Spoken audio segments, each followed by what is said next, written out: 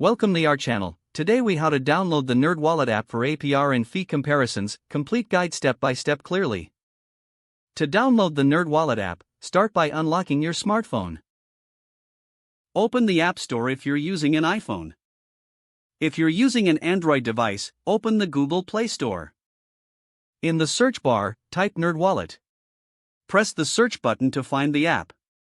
Look for the official NerdWallet app in the search results. Check the app description to confirm it's by NerdWallet Incorporated. Tap on the app icon to open the app page. Review the app details, including ratings and features.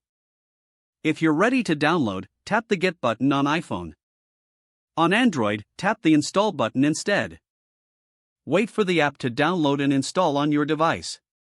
Once the installation is complete, you'll see an Open button. Tap Open to launch the NerdWallet app. If prompted, sign in or create a new account. Follow the on-screen instructions to set up your profile. Now you can access APR and fee comparisons easily. Explore the various features to make the most of the app. If the page does not load, refresh the browser or try again in a private or incognito window. Make sure you are using the correct email address, then retype it carefully to avoid small typos. If your password is not accepted, use the reset option and create a new strong password you can remember.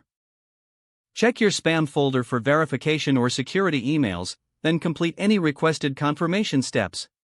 Enable two-factor authentication if available to improve account security and reduce unauthorized access risk. After signing in, review your profile details so your contact information and settings are accurate and current. If you see an error message, note it down and try again after restarting your device and internet connection.